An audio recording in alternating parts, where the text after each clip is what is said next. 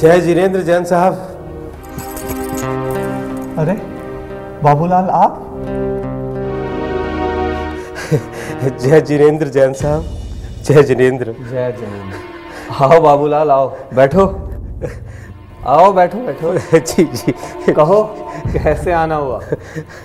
जी एक थोड़ी मदद के लिए आया था मैं। वो क्या है ना कि बेटी की शादी की तारीख नज़दीक आ गई है, मगर पैसों की कमी की वजह से कोई इंतज़ाम नहीं हो पाया। बड़ी आस लेकर आया हूँ, कुछ मदद मिल जाए तो। यहाँ कोई खैरात नहीं बट रही है, इसे देखो मुंह उठा के चला आता है। दान पुण्य करने वाले कब के स्वर्ग सिधार चुके।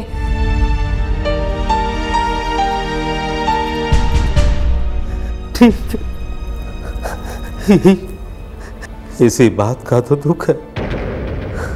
काश आज विजय बाबू जिंदा होते तो मैं इस दरवाजे से कभी निराश नहीं लौटता। ठहरू बाबा, इस दरवाजे से आज तक कोई निराश नहीं लौटा है और ना ही कभी लौटेगा। आप शादी की तैयारी कीजिए, पैसों का इंतजाम हम करा देंगे। सीट, वाह, भगवान में बहुत है। ओए होए, देखो जरा इसे, बोल तो ऐसे रहा है जैसे खुद कमा के लेकर आ रहा हो। जेठ जी तो हमें पहले कंगाल कर जा चुके हैं, और रही बात उनकी जमा पूंजी की, वो तो तुम्हें तब तक नहीं मिलेगी जब तक तुम बालिक नहीं हो जाते। तो फिर दान पुण्य कहाँ से करोगे? मैंने कब कहा कि मैं दूंगा? फिर कौन देगा? भानु चाचा है ना, ये देंगे। अरे मैं क्यों दूंगा? मैंने कब कहा? मेरा तो पहले से ही दिवाला निकला हुआ भाई, मैं नहीं देने वाला कोई। जो आपका 200 गज का प्लॉट पड़ा है ना चाचू, जो कोशिश करने के बाद भी नहीं बिका, वो कल बिक जाएगा, और जो भी प्रॉफिट होगा उससे लड़की का कन्यादान कर देना। जो प्लॉट इतने सालों में नहीं बिका, वो भला इतनी आसानी से कैसे बिक जाएगा?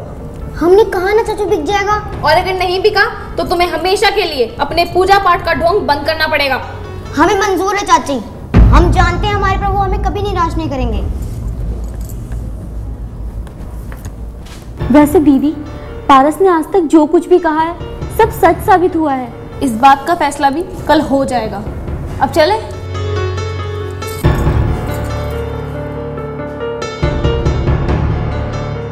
बात चाहे जो भी हो, पारस कहता सच है, पर मेरी समझ में ये नहीं आता कि उसे भविष्य में होने वाली घटनाओं का पहले से कैसे पता चल जाता है। ओह,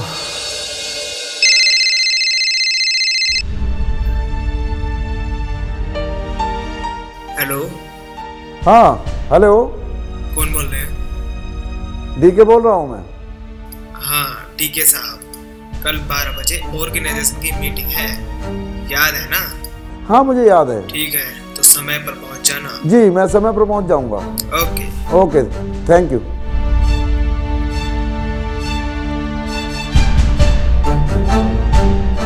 धिक्कार है तुम सब पर, तुम सारे मिलकर एक पिद्दी से आदमी तीनों को नहीं पकड़ सके। तुम्ही ने माफ कर दिया राका, वरना उसे कब का ठोक देता। और फिर तुम भी तो साथ थे। उसका किडनैप जरूर डीके के आदमियों ने करा होगा। पता नहीं कब खत्म होगा ये चूहे बिल्ली का खेल। बॉस, मैं तो कहता हूँ डीके से हाथ मिला लो, साथ मिलकर काम करेंगे, हमारे सारे काम सही हो जाएंगे। तुम कह तो ठीक रहे हो, लेकिन मना करने के बाद हम खुद उसके दरवाजे पे नहीं जाएंगे। मत जाना, फिर वो यूं ही हमारे काम में टांग अड़ाता रहेगा और हम बैठे अपनी खाली बोतल बजाते रहेंगे। पानी में रहकर मगरमच्छ से दुश्मनी करना बेवकूफ़ी है। तो फिर तुम ही बताओ ना, हम करें क्या? डीके से दोस्ती, लोग कहते हैं कि अपने फायदे के लिए गधे को बाप बना लेना चाहिए। तुम कहते तो ठीक हो, इस बार अगर उसने हमारी तरफ दोस्ती का हाथ बढ़ाया तो हम उसका प्रस्ताव नहीं ठुकराएंगे।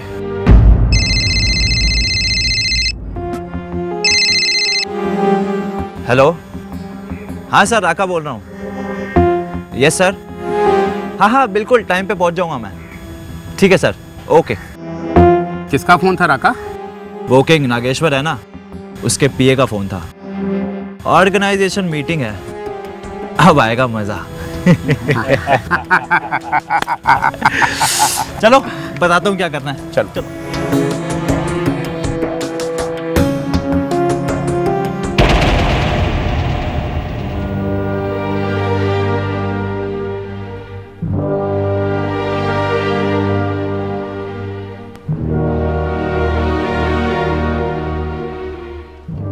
जय जिनेंद्र भानु साहब। जय जिनेंद्र। आइए सेठ जी, बैठिए। कहिए आज कैसे याद आ गई आपको हमारी? एक बहुत ही ज़रूरी काम से आया हूँ आपके पास, और मुझे उम्मीद है आप मुझे ना नहीं करेंगे। वो तो ठीक है, लेकिन आप चाहते क्या हैं हमसे? मेरे बराबर में जो आपकी जगह है, मैं उसे खरीदना चाहता हूँ। ना ना ना ना ना मत कहिएगा। वो ज़मीन मेरे लिए बहुत ही मौके की है, और बच्चे भी वहाँ फैक्ट्री लगाना चाहते हैं। लेकिन सेठ जी। लेकिन वेकिन कुछ नहीं, मैं बहुत आस लेकर आया हूँ आपके पास। लेकिन आप तो अच्छी तरह से जानते हैं कि वहाँ की ज़मीन के रेट आसमान छू रहे हैं। इस वक्त जो भी रेट चल रहे हैं आपको वही मिलेंगे, आप उससे निश्चिंत रहिए। ये लीजिए एडवांस पूरे 25 लाख है, और बाकी ज़मीन की रजिस्ट्री होने के बाद दे देंगे। आप भी यही हैं, हम भी यही हैं। हिसाब किताब तो बाद में होता ही रहेगा। 1 तारीख को रजिस्ट्री करवा लेंगे। ठीक है सेठ जी, ज़मीन आपकी हुई, लेकिन एक बात का ख्याल रहे, अगले महीने की 1 तारीख को रजिस्ट्री ज़रूर करवा लीजिएगा। अच्छा जी, चलता हूँ। जय जिनेंद्र। जय जिनेंद्र। तुम्हारी एक एक बात सच साबित हो रही है पारस।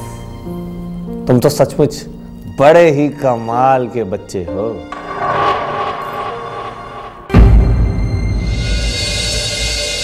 ऊपर वाला जब भी देता देता छप्पड़ फाड़ के कितना। क्या बात है, बड़े खुश नजर आ रहे हो। अरे कुसुम, खुशी की तो बात ही यार। तुम्हें पता है पारस की एक एक बात सच साबित हो रही है। रुको तुम्हें कुछ दिखाता हूँ। ये देखो, ये देखो, और ये देखो। ये उसी प्लॉट का बयान है जिसकी बात पारस कर रहा था। इसका मतलब पारस कुछ भी बता सकता है? कुछ भी। सुनो ना, क्यों ना उससे लॉटरी का नंबर पूछ ले। एक बार अगर बड़ा हाथ लग गया ना, तो फिर सारी उम्र कुछ करने की जरूरत ही नहीं पड़ेगी।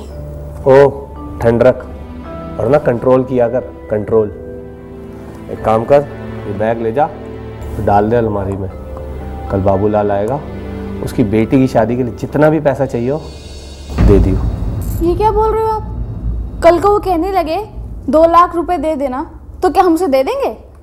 मैं घर में आई हुई लक्ष्मी को ऐसे जाने नहीं दूंगी। लेकिन पारस को क्या कहेंगे? उसकी चिंता आप मत करो। बाबूलाल को 10-20 हज़ार रुपए में मैं टरका दूंगी। और रही बात पारस की, तो पारस को हम कह देंगे कि प्लॉट बिका ही नहीं, और ये जो पैसे हम बाबूलाल को दे रहे हैं, ये हम अपनी तरफ से दे रहे हैं। वाह क्या बात है कुसुम, तूने तो दिल खुश कर दिया। Thank you. बीवी हो तो ऐसी। जा अलमारी में रख देंगे। ऐसी बीवी सबको दे भगवान।